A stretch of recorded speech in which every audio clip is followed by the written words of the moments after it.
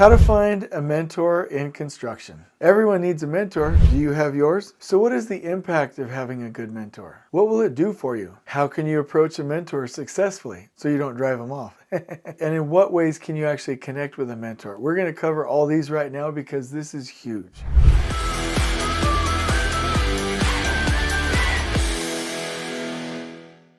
So I remember going through, and this is played out in my own life and in my own career and with the success that we've had. This was taught to me by Tony Robbins in his trainings. I love Tony Robbins. Everybody knows that about me by now. But he said, if you want to be successful, you've got to find somebody that has patterned that kind of success. Somebody that knows what they're doing. If you want to be rich, go find a rich person. If you want to be a successful business owner, go find a successful business owner. If you want to be a professional athlete, go find a professional athlete. You've got to find people that know how to do what you want to do. And he always says proximity is power. They can turn 10 years of effort and learning on your own into a day's worth of advice. Meaning like they can shorten decades into days just by telling you, hey, this is how they did it. It's huge. And this is intimidating because some of you might say, just like I did, hey, I want to be successful. I want to be wealthy. I want to start a business. And you're like, oh my gosh,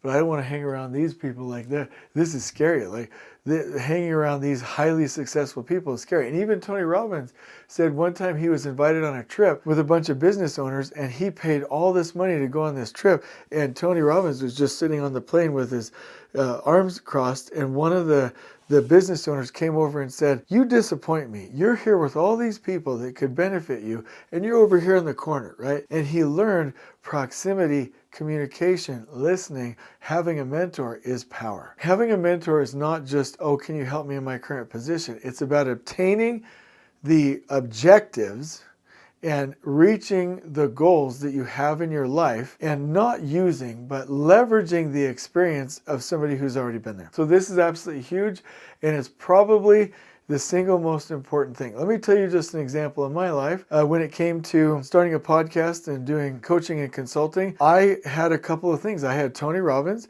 and then out of nowhere, a mentor showed up, a business leader, David Brown, who changed my entire life, right? And then these other courses and people started to show up, and they were like, hey, Jason, this is how you do it. This is how you start a course. This is how you start online learning. This is how you start a podcast. Shay Rowbottom helped me with my LinkedIn game, right? Tony Robbins and Robbins Madonna started me with my coaching game. And I'm like, oh my gosh, it would have taken me 30, 40 years to learn any one of these things. But now all of a sudden, 8 people showed up in my life, right? And then when it came to like tact planning and construction scheduling and lean, all of a sudden, out of nowhere, these mentors show up from Hensel Phelps and Marco Binniger and Janos Louis show up in Germany. And I've got people at DPR like Charlie Dunn. And like these mentors start to show up and I start listening to them, right? Hal Maycomer, right? Who's a really great lean professional. I start listening to them and it accelerates my career. Now in business, and I'm almost done with this, I'm just showing you. In business, people that have successful construction companies and consulting and actually build and develop are starting to show up, and they're like, hey Jason, let's start a construction company together. Let's start going into developments together.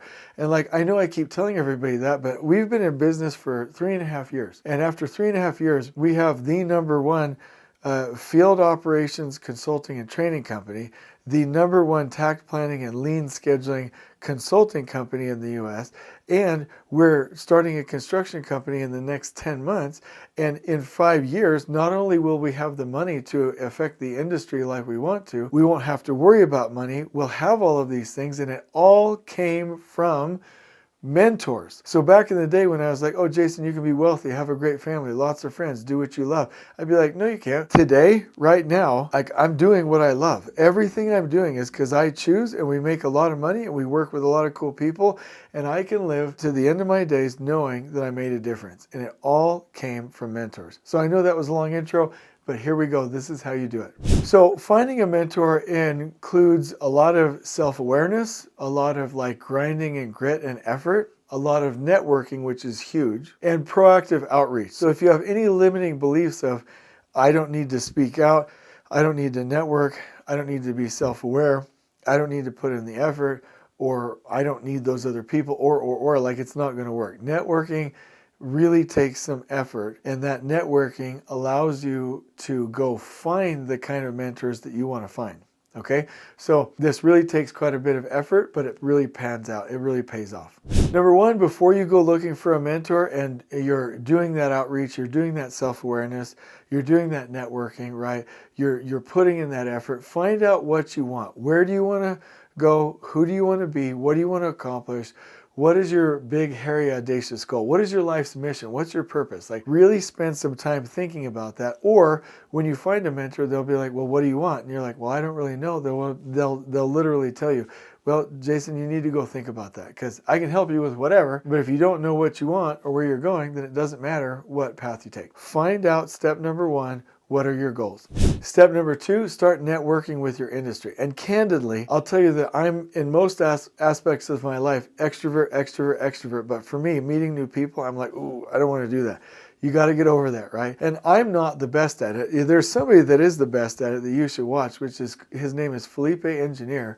And he teaches about Scrum. He's absolutely amazing about it. Even with dissent and criticism, reach out, have conversations, go to road shows, go to conferences, go to be a part of different things, right? Get involved with people, go on trips with them. Like when he first met me, he's like, let's go on a plane. We're going to travel somewhere together. Like, he is a master at networking. So you've got to get out there in your specific sphere and go, like, be out on social media, like go do some posting, go be involved in a conference, go be involved in a seminar, be involved in like a lean coffee or like some kind of social group, right? Get out there and network is step number two. Step number three, seek out role models. Manifesting is a huge thing. Even if you don't believe in like the energy and the radio waves in the background that bring the resources that the universe wants to give you, even if you don't believe in that, just vocalizing something. Like, I typically vocalize things on a podcast or a LinkedIn post or whatever and say, hey, I'm looking for this.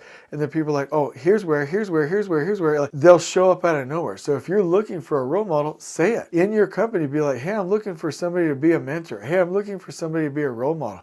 Hey, I'm looking for somebody who knows how to start a business, or I'm looking for somebody who knows how to like lead a group, on an outdoor adventure, or I'm looking for somebody who knows how to run a YouTube channel. When you manifest and say these things out loud and you start looking for a mentor will show up. Number four, like I said, use online platforms. So if you are a bit introverted and you don't have a lot of time, get onto LinkedIn, right? Get onto YouTube, get onto Instagram, get onto TikTok, do these things and start manifesting, right? Start looking for what you need.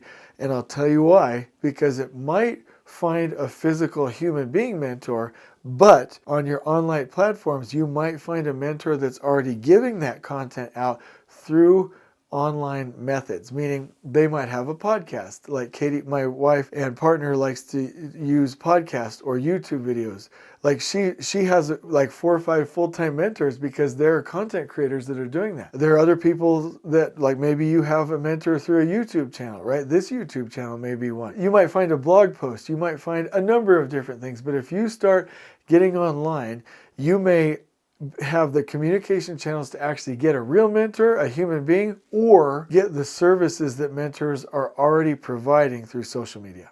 5, once you have a mentor, approach them thoughtfully. Okay, this is a really good one. Whether it's a real person, and they're all real persons, but whether it's a person one-on-one or whether it's social media, approach them thoughtfully, right? Don't just dump everything on them. Let me give you a story. One time I talked Paul Akers into doing a podcast with me, and he did it.